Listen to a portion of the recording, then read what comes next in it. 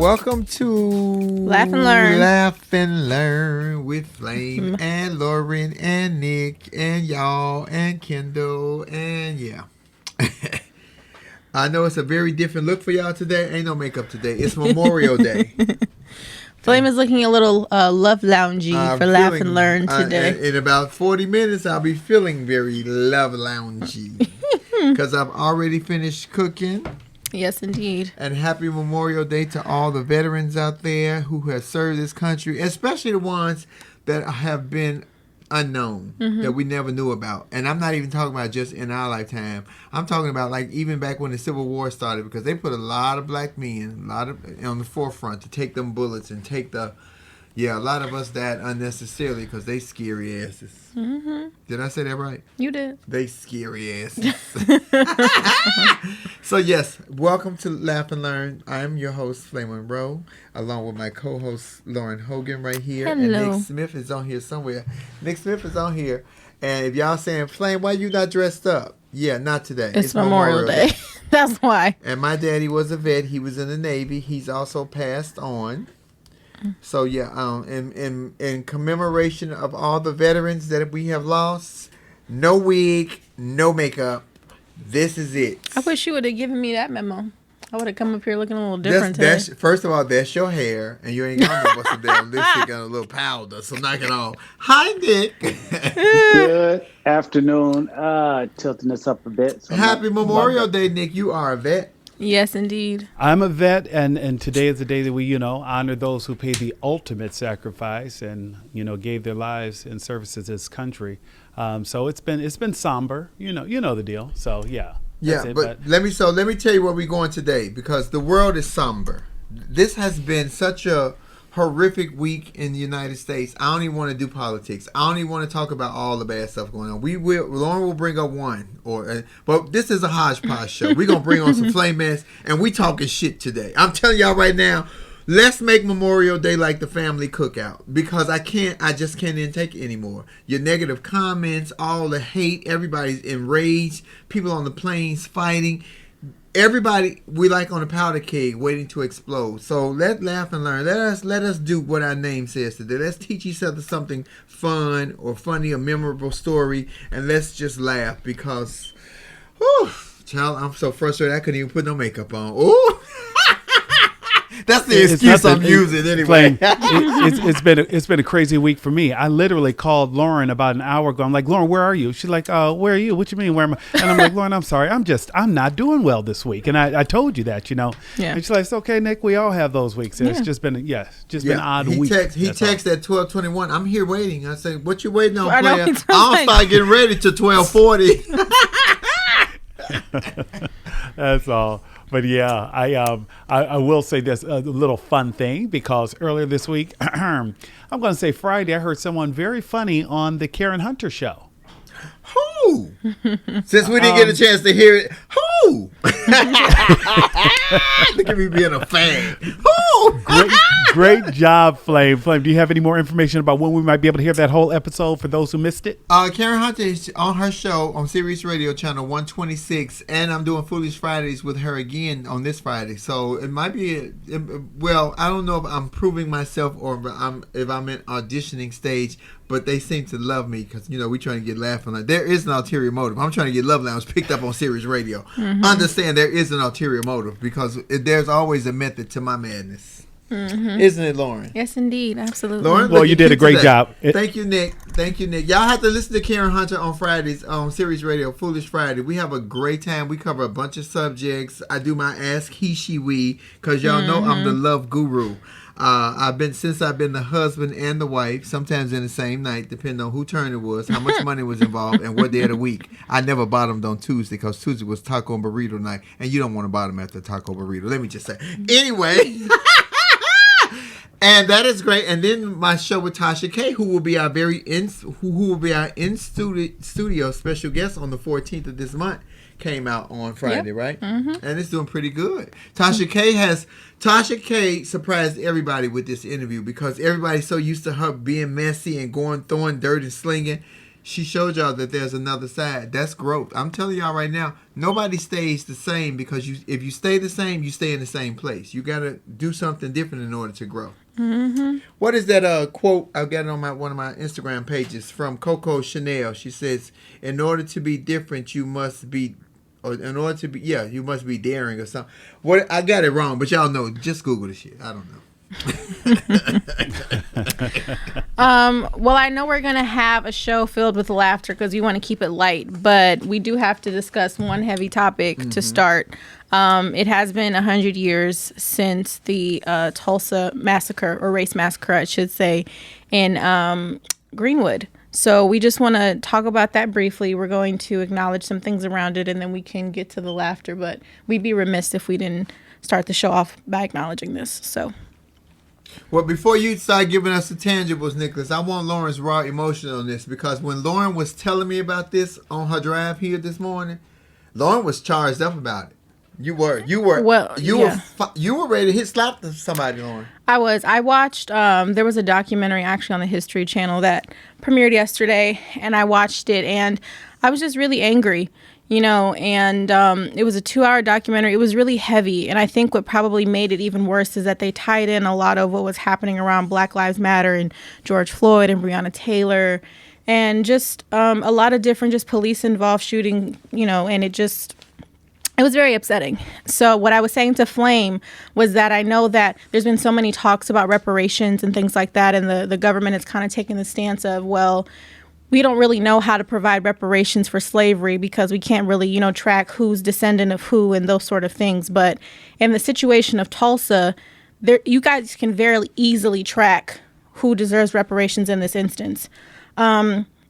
And there's just never been justice been brought for those family members that lost their lives 100 years ago. Tell them what triggered the whole incident, because that was so interesting when you told me, because I never knew that. Oh, okay. So what triggered the incident, based on what I was watching last night, there was a man by the name of Jake Rowland. He worked at this all-white shoe shine parlor. The white owner of the parlor had about 4 black employees. However, when it was time for them to go use the restroom, they were never allowed to use the facilities that were in this shoe shine parlor. So what he did was he, set up this negotiation where his black employees could go to the Drexel Hotel, which was right in the middle of Greenwood, and they could go there to use the facilities because that's where the colored toilet was. So Jake Rowland went to the Drexel Hotel. The elevator operator was a white woman, and Jake got into the elevator, and the story goes that, the elevator jerked or something happened when she moved the elevator, and he ended up stepping on her foot or bumping into her accidentally. And of course, she's screaming and, oh my God, oh my God, oh my God. So, Jake being fearful, he ran out of the Drexel Hotel, and that's literally what started this whole it was the catalyst, we'll say that, to this whole massacre. They arrested him. He was brought downtown to the jail. And so, of course, throughout the couple of hours after he was arraigned, this white mob of almost 700 people assembled because they were telling the police officers, we need to go and lynch him. He assaulted a white woman. There was a lot of dog whistle terms being used. They were saying, assault was a dog whistle term for, another black man raping a white woman. So throughout the course of the evening, all of these white men assembled to have Jake lynched. But at the same time, in Greenwood, there was, I don't want to get anybody's name wrong, but it was J.B. Stratsford and A.J. Smitherman.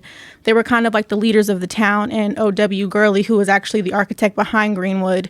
They all basically assembled and said, we need to go protect him. So lots of, war veterans in the black community came down to protect Jake, and that started this whole, how dare you come down here? And that's literally how the massacre started. So it shows you that Karen ain't just started, huh? Karen been going on for hundreds of years. Karen ain't been just started. And secondly, why do they love to holler that black men are raping white women? Baby, do you understand you ain't got to rape a white woman now? All you got to do is be a professional athlete. You ain't got to rape shit. They gonna give it to you. And I'm not saying all right white women. So for y'all get on your bandwagon and get to hollering, screaming, crying. Ooh, Flame said what Flame said. I said you ain't nobody running around trying to rape nobody white woman because you white. That is such a myth, but they have used that to be a power play for such a long time, which is why black women get offended when they see these black men marrying these white women, because they feel like all of that is just pushing back the narrative. And when they saying, oh, your trophy is a white woman, my trophy would be a smart woman. I need a backbone. I need somebody who gonna hold me up. Cause I'll work. I just need a woman that's gonna clean and make sure I wash my ass like at least twice a week. Yeah. Cause I don't bathe that. I only bathe on show day. Real talk. Did you bathe today? I did not.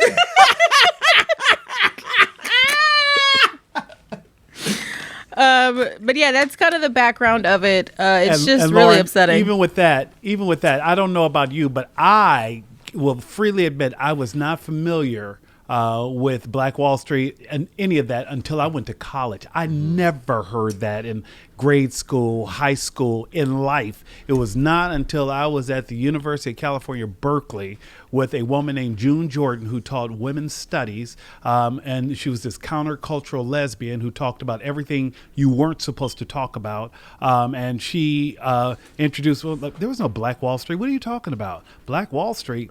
Had never heard of it. And I think this is also part of the, you've mentioned before in the past, the whitewashing of our history. Mm-hmm.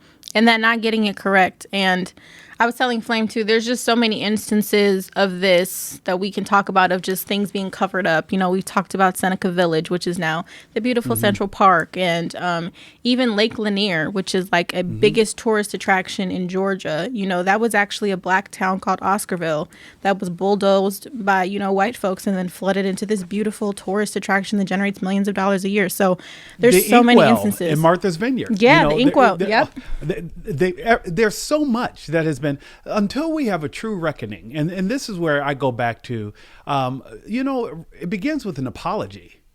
It begins with an apology. We still, as a country, have not acknowledged our history.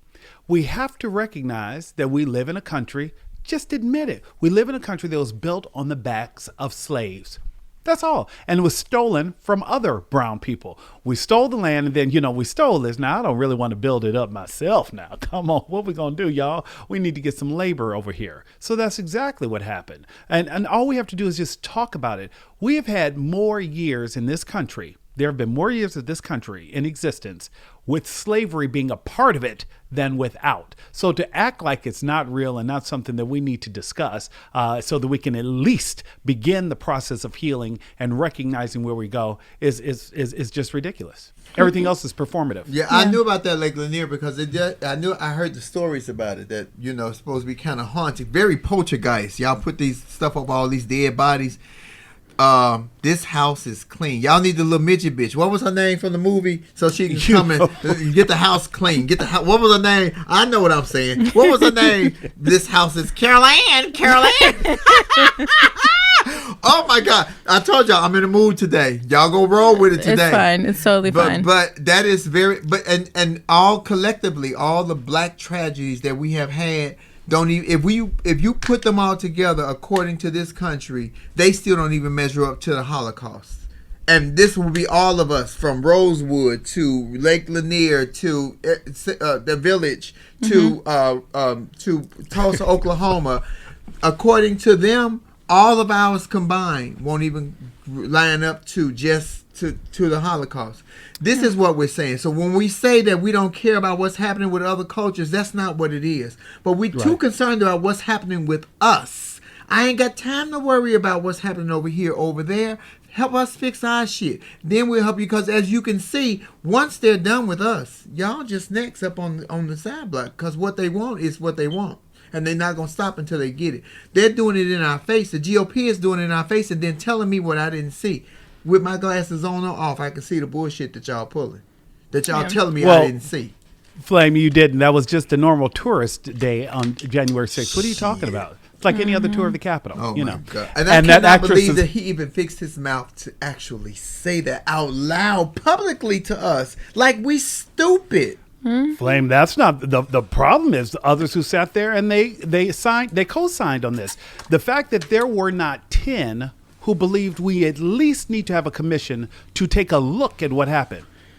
10 Republicans don't believe that. Not 10 Republicans believe that it's necessary to examine what happened on January 6th completely free of bias and completely free of political bias, right? Just like we did with September 11th. We had to take a look to see exactly what went wrong. There were failures all the way around. How do we prevent this from happening again? We cannot sit here and say that we know for a fact we will not have another siege on the Capitol the way we did on January 6th. There's nothing that tells me that that could not happen again. Well, I think that's too, that speaks to when we talk about history, because I think there's a lot of parallels that we can kind of draw in this situation from Tulsa to what's happening around this whole January 6th commission. In the instance of Tulsa, you know, they had a lot of white newspapers that were putting out these narratives saying that, you know, oh, the black people were at fault because they came downtown and they started this. And, you know, we don't need to take any responsibility for this kind of thing. So, and I think in this instance of the January 6th riot that happened, it's another of, well, we don't really need to take any fault behind this. We don't need to investigate this further. Let's just kind of move on. You know what I mean? And when we don't address the traumas that are occurring in the country, history just continues to repeat itself. And that's what we're seeing again in this instance. So, I don't know. I know we want to keep it light and everything, but overall, that actress was Zelda Rubinstein playing. Oh. Zelda Rubinstein. I just looked her up there for you. But overall, I really just think that I really want to encourage everybody to go and watch this documentary about Tulsa and really just get some rich history about what happened 100 years ago.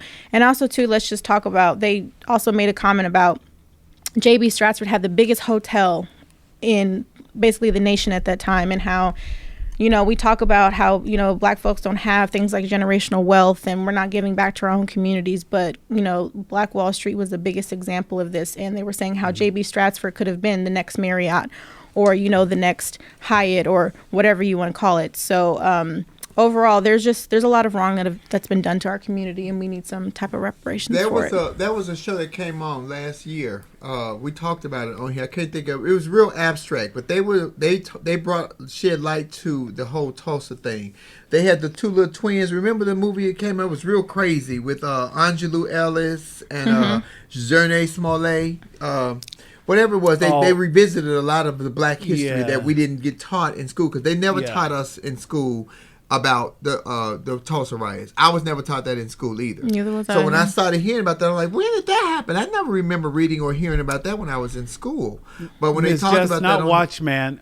Miss Justice asking, it was the Watchman, not Watchman. It was the other one, like something. Lovecraft. That's it. It was Lovecraft Country. So Lovecraft anyway, Country. when they did that, when they had the riots, because they relived that, they replayed that, acted it out. One guy was like, they got a piano. I don't even have a fucking piano. The jealousy of you worried about what somebody else has even though it was racist. But that's why I tell people all the time, baby, focus on you. If I'm focused on me, I can't worry about this person got more than me or if this person has less than me. I'm focused on me. If everybody focused on themselves, but that was not even that. That was the first time I really started hearing it, because I had heard it before, but I didn't believe it because it wasn't in the history books that we were taught in school. So I was like, child, I ain't never heard of that shit. Y'all made that up. But they have since implemented this curriculum, though, about Tulsa into the Oklahoma school district. So I will say that they're trying to right some wrongs. You know, it's not a better late than never situation, but they are, you know, trying to implement what actually happened in that town. Yeah. It's a part of their curriculum. And Lauren, can we also shout out, that's why I think it's interesting that Howard University is having this conversation too, right? Howard is saying, you know, we need to re-examine who decides that this is the history we need to teach, and these are the classics, and let's re-examine that. Guess what? There were black voices. There were voices that were women. There were women who were counterculture who are strong voices. Why are we not examining these? I can make a strong argument that I genuinely believe Nikki Giovanni should be included in any of the greats when we're talking about commentary on the political diaspora or where we are as a community and as a culture. But I don't know that everyone knows Nikki the way I think they should. Zora Neale Hurston. There are so many black female writers who I feel like were able to maybe move and talk about things in different areas that others just weren't given voice to, right? Absolutely. So anyway, I definitely agree. For those of you all who are unfamiliar with Nikki Giovanni, not only is she a great poet, but she don't mind speaking her man. Oh, she's Flame Monroe before even Flame Monroe was born. That lady plays no games with you. A, and B, she was the first woman to blow the whistle on Bill Cosby, and he destroyed her career. Payback is the bill. Bill, you're now 207-3461. Oh, that would be his Flame, Instagram. Well, another one that we can talk about too, but another one we can bring to light too is Miss Ida B. Wells. She was the first one that actually brought lynching to light and what was actually happening. She was one of the pioneers on that front of being an author. Let me tell you about that Ida B. Wells, though. Not the lady, but we lived in the projects in Chicago. It was called Ida B. Wells.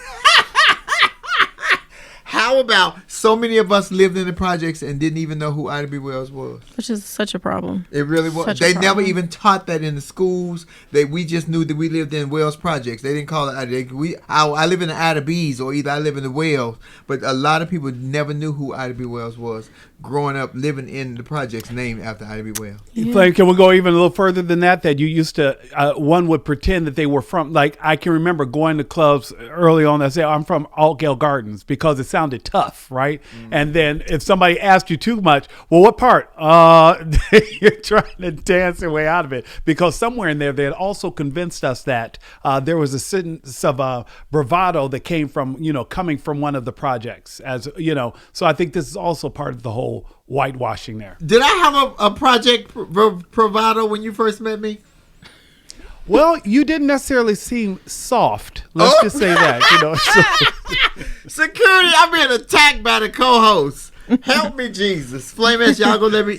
So that's how y'all gonna do me. Y'all just gonna let Nick throw me up under the bus. I don't even fit up under a bus. I'm too goddamn fat. You ever seen that new thing where they trying to roll the weights over the men's asses? Baby, I tell you, I tried to roll the weight. We was gonna do that at home. The weight stopped at the thigh. It ain't even made it to my ass. Fat ass. I'm gonna go ahead and bring in some flamettes. I know that they kind of want to touch on this topic, so let's see. This is somebody new. Let's see. Elaine had not, had her, had him, had them. Let's see if we can get a couple new folks in today to talk about this topic in particular. And then we're going to make it funny. There was somebody on here from Tulsa. And they said that they weren't even taught that in school. I saw that too. They're trying to revamp the curriculum now. I saw that as a part of the special that was. But you know what they're doing? They might be teaching that over there, but they're removing Black history from a lot of schools. My kids have never learned Black history in the schools here that we go to. Oh, I didn't either. Black history was just you celebrated Martin Luther King. That was Black history. Wow. That was it growing up in school, and that's why I'm so grateful that I went to an historically Black college, just because I was able to learn so much new information that I just wasn't aware of. Hey, Cassie. Hey, y'all. How y'all? Good. How are you? I am good. I never learned about Tulsa up here in the Pacific Northwest. I remember telling you guys prior on a live that I really didn't know anything about even HBCUs until my daughter got accepted. So we're really sheltered up here as far as our history, unless you go out searching for it. So, and I have a family member who lives in Tulsa, Oklahoma. They're my white family, but they didn't want to admit that either. Why they gotta be white? Well, I'm just telling. Okay. She's speaking to her heritage. It's okay. I'm messing with you, Cassie. Why they gotta be white? They didn't want to, we're not racist, we're not this, we're not that. It happened in your backyard. And they only started learning about it last year when George Floyd was murdered. And they live it down there. So, I mean, it's a crazy and terrible topic. And hi, everybody. Hi. Well, I think the other thing, too, that we can know, Cassie, is that, one, what happened in Tulsa was not discussed for 75 years. Hi, Corey. Thank you so much for joining. No problem. Hi, I finally Corey. caught y'all. Hey, Flame. I finally caught you guys because I'm always busy. I have a son with autism. Flame and I have talked about that online before. But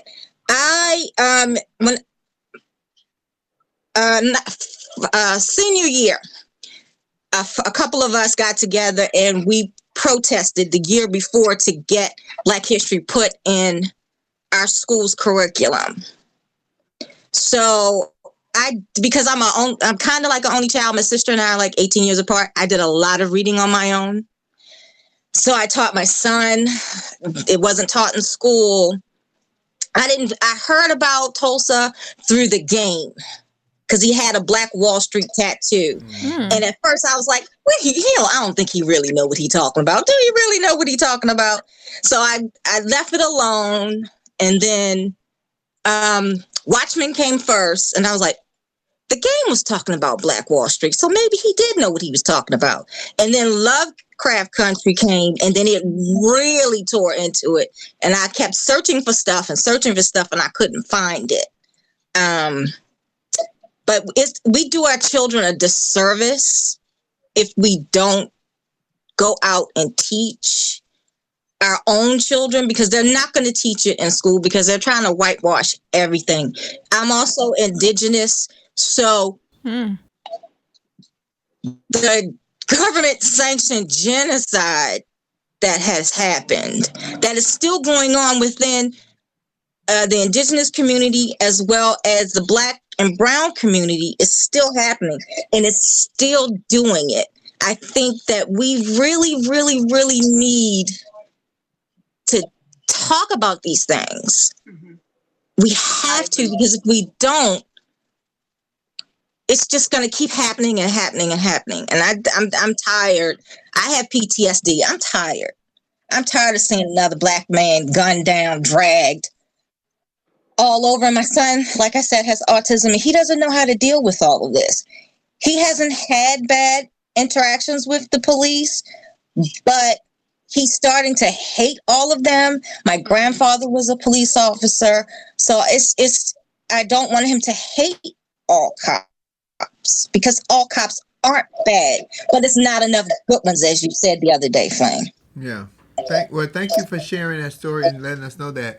What you said about being indigenous, because Lauren, you have a story about they just found like 200 something dead in bodies? Canada. Yeah, so there was a story that came out about these like schools that were created for these young indigenous children, where they were basically sent to this boarding school is what they were trying to call it, but the purpose behind it was to strip them of their heritage and their culture and kind of reassimilate them into society with more of a white perspective and not with what their cultural heritage was. Yeah, so they just found 215 kids that were basically murdered in Canada. And Canada is trying to kind of cover up what happened around these different schools. And the coup de grace is that the last school closed in 1996. So this is very recent. It's not something that's like happened years ago. This is recent tragedy that's happening in the indigenous community, and even taking it back to Tulsa, they talked about the Trail of Tears and how all of these, indigenous folks were, forcibly moved out of their homes and out of their communities. So, as Black folks, we talk about, we need reparations, but indigenous folks have been brutally traumatized for so long in this country. My family didn't do the Trail of Tears, and I can't be federally recognized. And I am part of the last generation of, you would say, have enough percentage of indigenous blood, according to what white people say. Go ahead, Cassie. No, I just wanted to say, you were going to say something earlier about that we only been talking about Tulsa for about 75 years. But I wanted to go back to what Nick said. I agree. We need an apology, acknowledge, and then let's move forward. I mean, I am so happy that we're searching and we're looking for the information. And they're trying to whitewash everything and they're trying to erase history. But if we don't learn about our history and really understand it, we're going to repeat it. We don't want to repeat it. So we have to continue to educate ourselves. So let me tell you how this country works. If we get an apology and acknowledgement, nobody will get no money. That's what I'm saying. I don't want an apology. So I don't want the apology. I want the acknowledgement and then I want the reparation. Yeah. Because you're not going to get the apology and the acknowledgement. If you do get both of them, you won't get any money. That is this country. Well, and I think that's part of it too, though, is that the mayor in Tulsa is saying, oh, we need to do an investigation to see if all of these, mass graves were actually a thing. So they did this excavation in Oak Lawn Cemetery. They found all these bodies, but now the mayor's like, well, we need to examine these bodies to see if there was actual trauma to them to verify this story. So there's like, it's like you constantly moving, you know, the goal line, if we want to call it in that sense, that, so first you said you had to find the bodies. Well, now you have to decide if the bodies have received trauma. Tell that mayor, I say, ask his goddamn granddaddy. Ask your granddaddy. You ain't got to dig up. Ask your granddaddy how many bodies he responsible for. That's all you got to do. Yeah. Shit. It's frustrating. It's not that hard to find out who came from enslaved people. Whose ancestors were enslaved. The slave, with the grid, I forget what it's called. You can find it. The African diaspora is what you're trying to say, Cassie? You know the list that they used to keep. It was before the census, before we had names. It was just male, it was just Negro girl 5. You know, each one of us carry a last name that comes from people who owned enslaved Africans. And so not each one of us, I'm talking about, but it's not that hard to find out whose ancestors were enslaved. They just don't want to do the work and they don't want to give us no money. Do me a favor, Cassie. Track mine down, because I just want to know. I know I was a difficult bitch when I was a slave. I know I talk shit. I got my ass whooped, but I was stealing cornbread all the time. I would do that for you. I just need to know where you... Not the cornbread. I was stealing cornbread because I wasn't going to be hungry. First of all, you're going to put me in a hot ass field all day, no air conditioning. I can't sit down. Then you going I got to go. What if I got to go pee? I got to ask if I got to go pee. See, that's why black people ain't on time now, because we couldn't wear watches because we had no sense of time. Mm-hmm. When they told us to start, we started. When they told us to stop, we stopped. See, ain't nobody told me to stop, so that's why I don't know what time it is. That when they said Flame be here at 9 o'clock, I'll be like, when? What time is that? See, because ain't nobody told me. I think that's valid. I really believe you when you say that, because a lot of black folks, I'm a very timely person, and I guess I got to attribute that to my mama. But I believe you when you say that.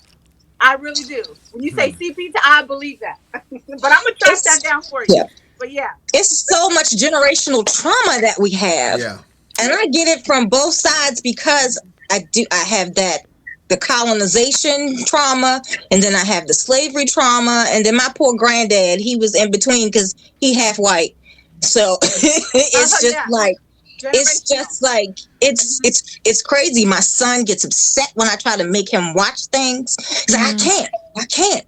I don't like it. I have that issue. Mm-hmm. I was explaining to my 14-year-old just the other day. We were watching something, and so we were talking about slavery and everything, and I was telling her how wretched things were, and I explained to my children that the Underground Railroad would not have worked without good white people helping us, because we could not be seen on a horse, we could not carry a weapon, you couldn't even look a white person eye to eye without being beat or hurt or maimed.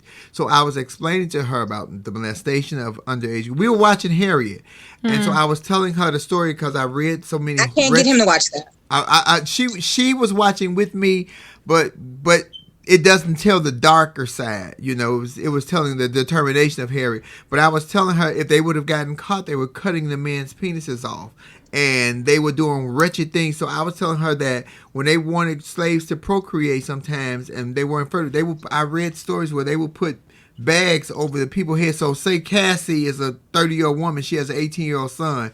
They would put them in a room together with other people with bags on their head and make people have sex with each other. So you could actually be having sex with your mother or father or brother or sister to procreate. So the stories about slavery, if you really dig deep, will make your heart just bleed like wrench. Yeah. So, what we don't know is what we hear, because none of us were there. So when you hear those stories, you be like, it sounds unimaginable, but what kind of people are this cruel to do such inhumane things to another human being? And be okay. They're in the GOP right now. And then say it never happened. Bingo. Mm-hmm. It happened. I don't know about you, but I have dreams. My ancestors visit me in my dreams. Stuff happens. And I hope man don't visit me, because they be asking me for money and shit. Leave me alone. I ain't gonna money.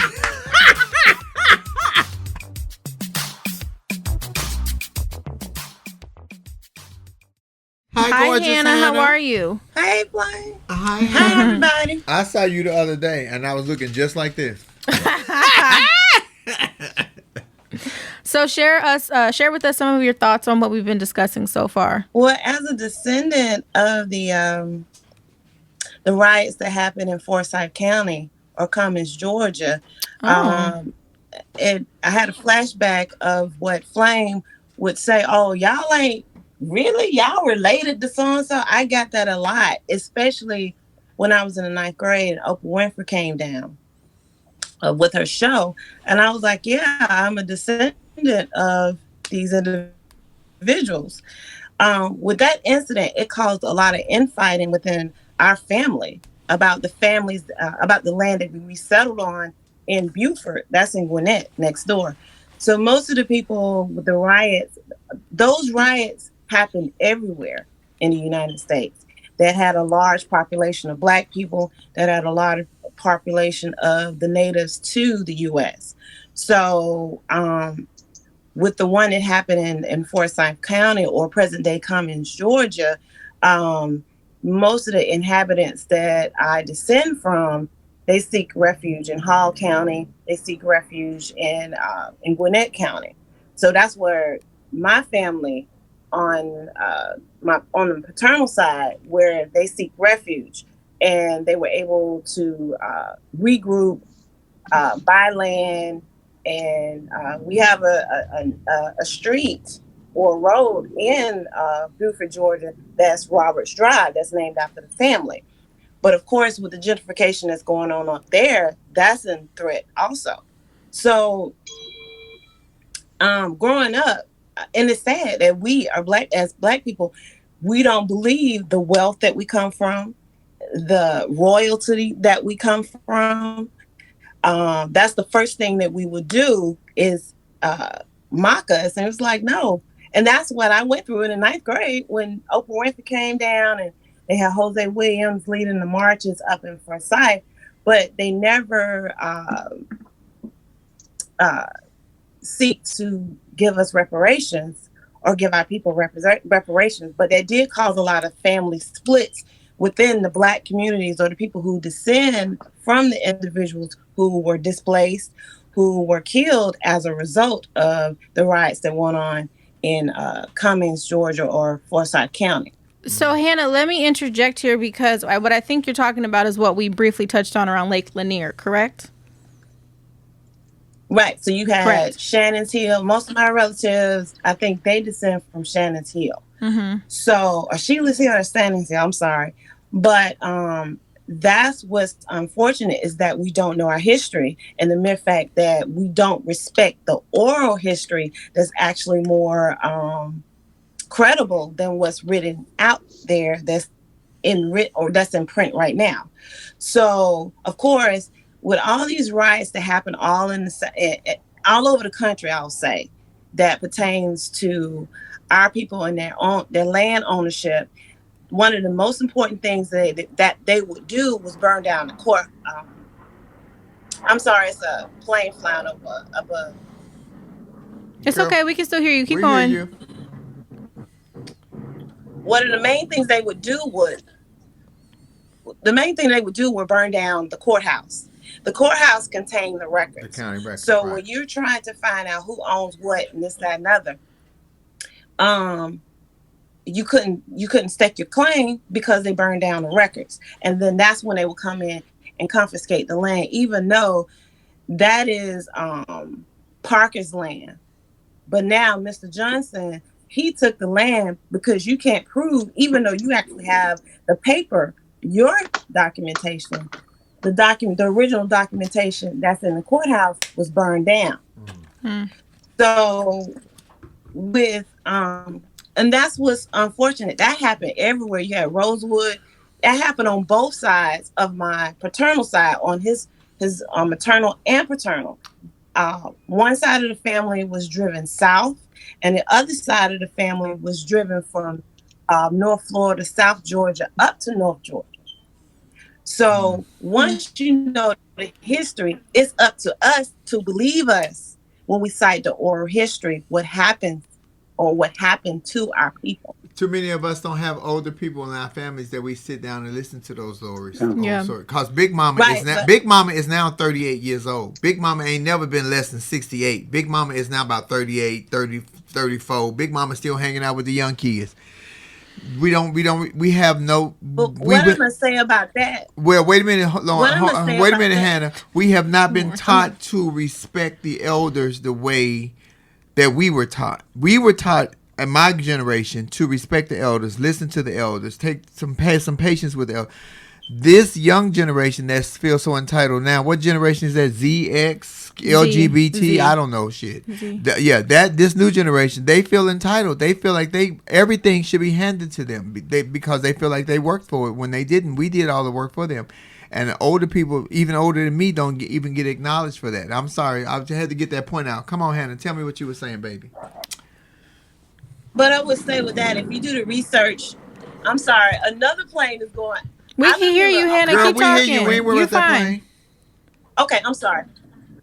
Okay, so, but the thing is, if you do the research 100 years ago, majority of the mothers were 13, 14, 15 years old. They were married to an older man. So when people say that, it's like, okay, the only difference is we don't have the marriage aspect of it. But a lot of our big mamas and great grandmamas and things like that, they were young. Now, in my case, not my grandmother, but if she would have lived, she would be in her hundreds right now.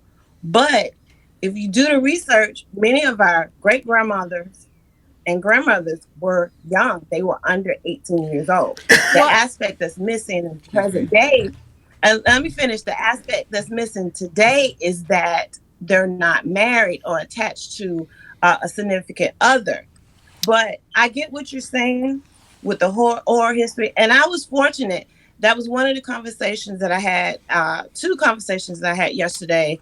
One was at a graduation party, is that we believe that our school systems are bad. Now, I was fortunate that I went to a predominantly black school, but a predominantly black high school, where the educators thought it was important for us to learn Black history. And then with that, my school system that I matriculated from was under fire, saying it was one of the bad school districts when it wasn't. It put out a lot of high functioning individuals. Now, I think the year that we had Black history in our schools was, I think they started it when I was in 11th grade, and I was fortunate in 91 to have Black history, but I was taught Black history from my parents. I was taught Black history as a young child from the educators. That's why I'm a big proponent that we need to have our own. Well, I think Hannah, I do want to say this. I think that in a lot of ways, we've talked about how we have to, it's unfortunate that our parents have kind of taken on the burden of the responsibility of teaching us Black history, because while you say that you were able to get, Black education in your school, I wasn't able to. Flame has said that she wasn't able to, Cassie and the other Flamettes.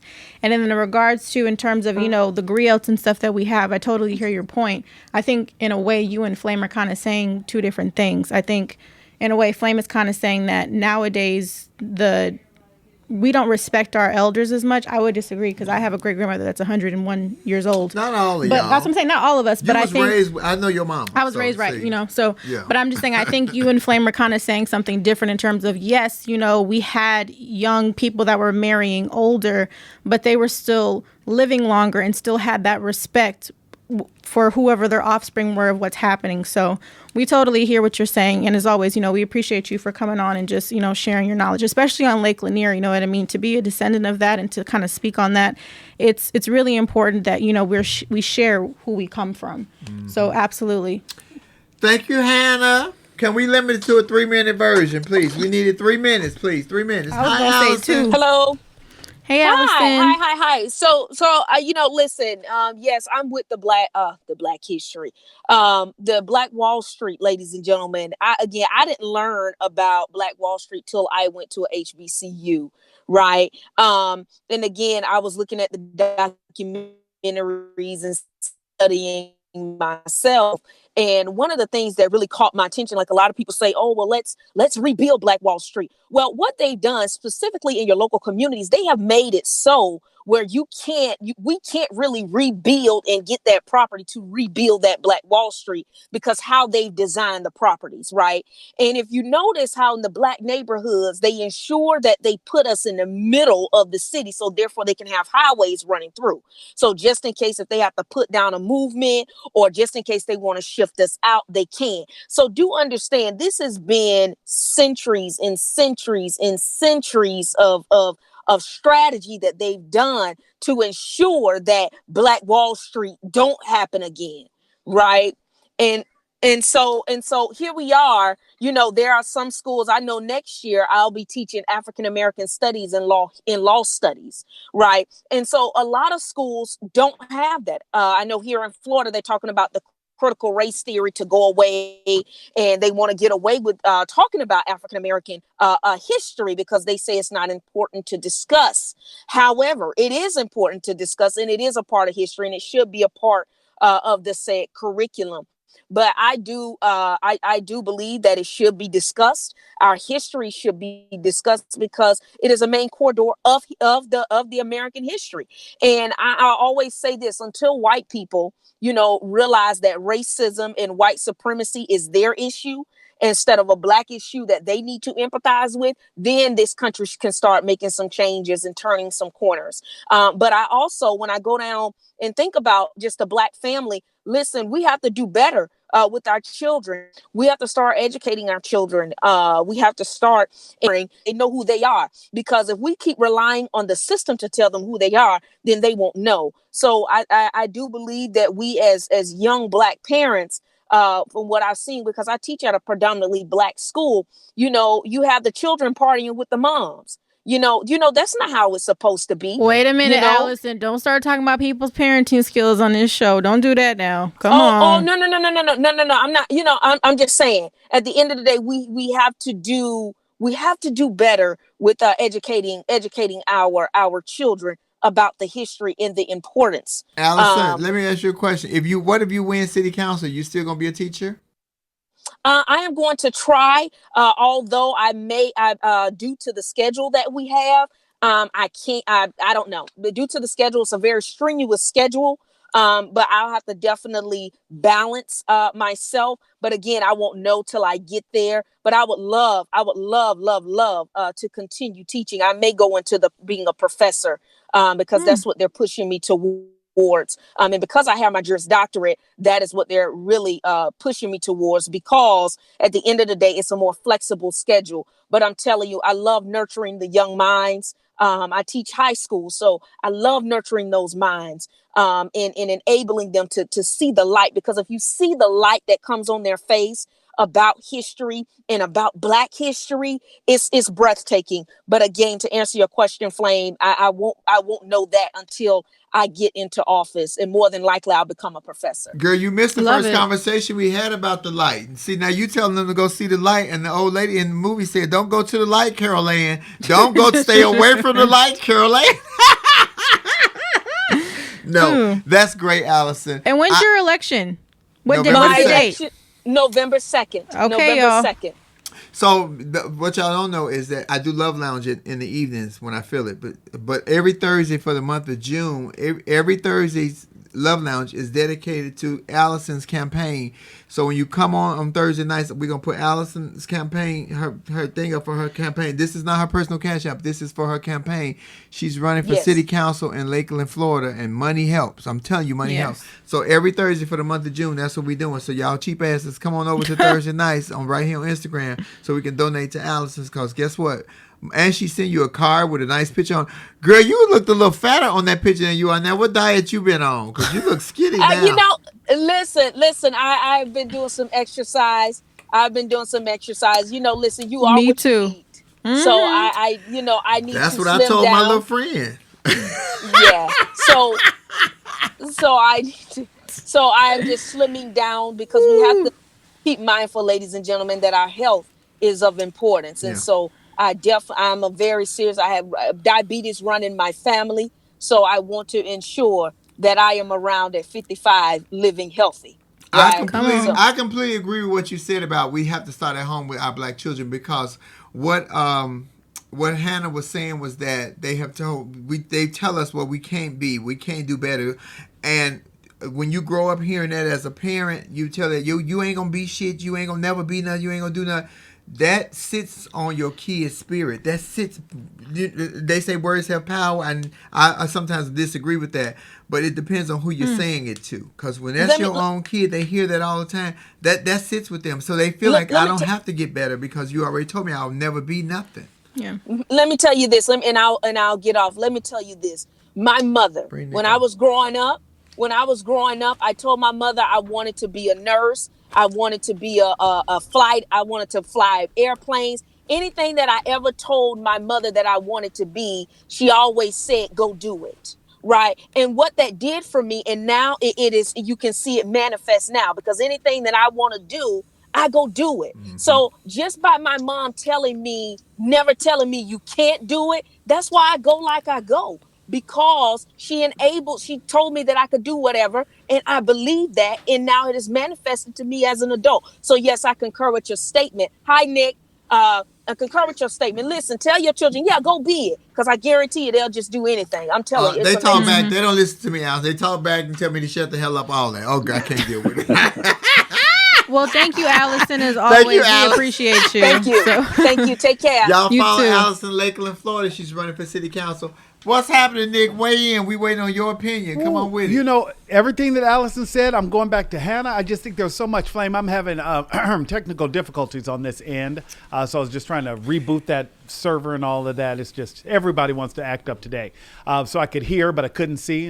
But we've talked about the power of words from parents. I think that's one of the reasons I have such an affinity for black women, right? I was raised by a black woman, and there were so many black women in my life that I was always just encouraged and supported, So I think that bleeds into everything that I say and do and how I kind of move throughout life.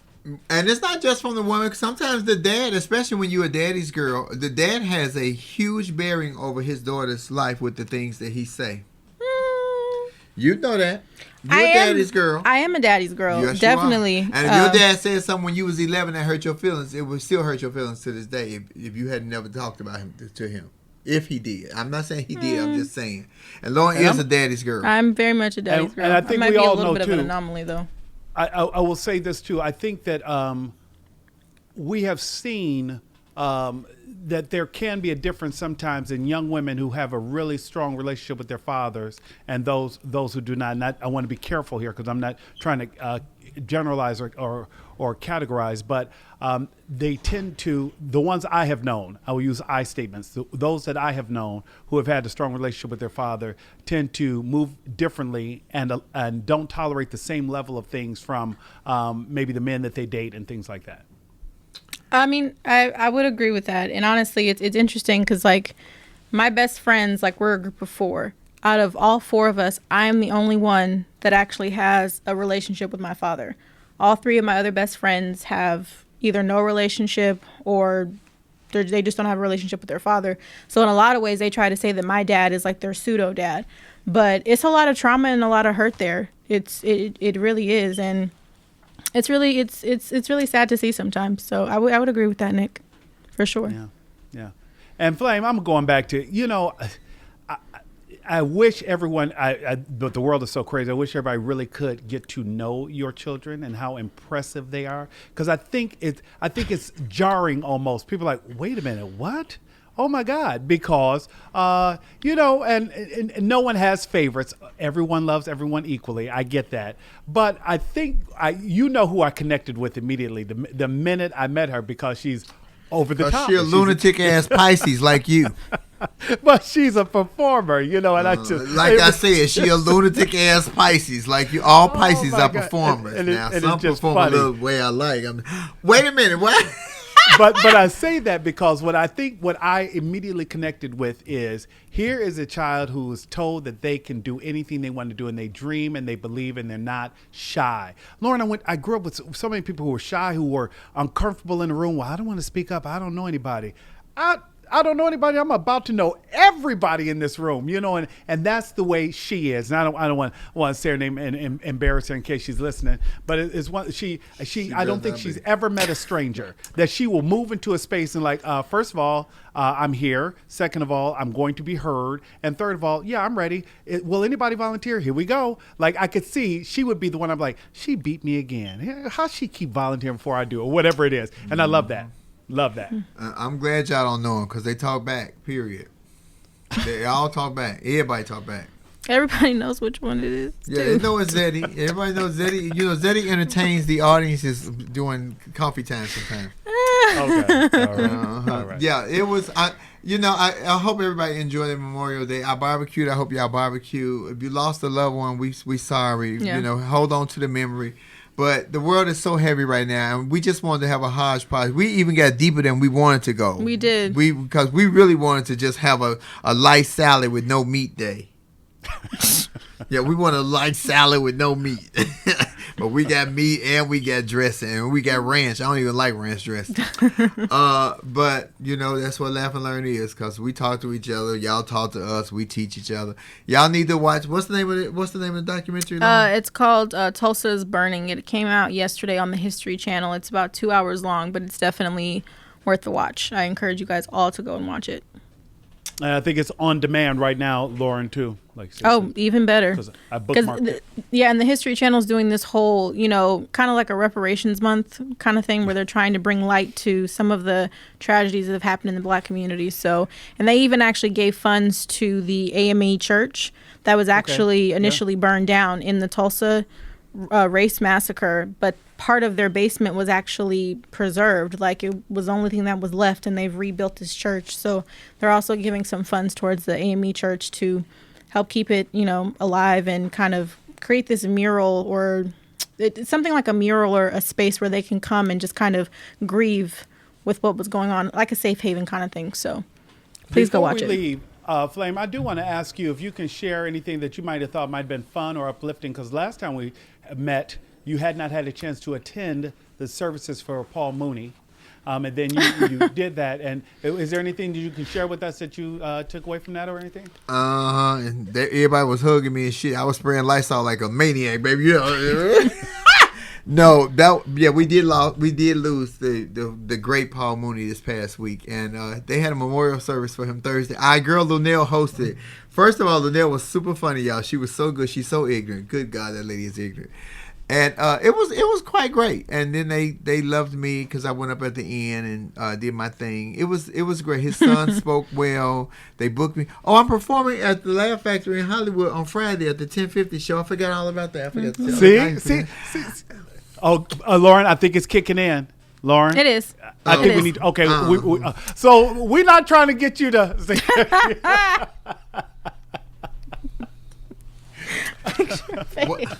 What's the line? Oh yeah, because here at Laugh and Learn, we just really thank you guys for engaging with us, because this page is a transfer of information, and we could not do it without you, Flamettes and Kendall here, because Triple could make it today. And on this page, we're not trying to get you to do what, Nick?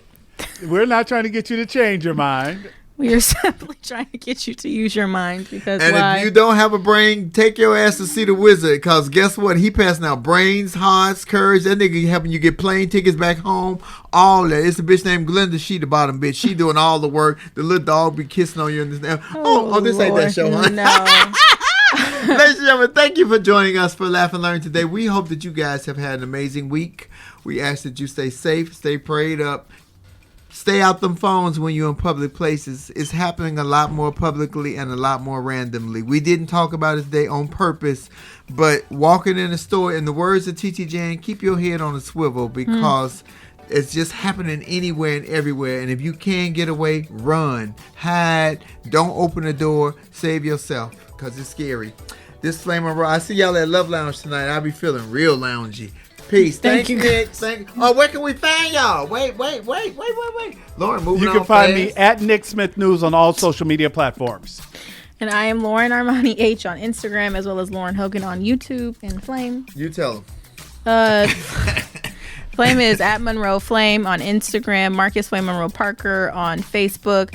Do not follow Flame on Twitter, because that is her unofficial porn site. And Flame is I'm Flame only Monroe fans on YouTube. Twitter. Hey. Please watch the Tasha K interview, and she will be our in-studio special guest on the 14th, as well as our boss, Tiffany Haddish, on the 21st. Thank you, guys. I'll see y'all tonight. Peace. Laugh and Learn is a production of the Black Effect Network and iHeartRadio. Our executive producer is Tiffany Haddish. The show is produced by Tribble. Our theme music is by Chrissy Payne.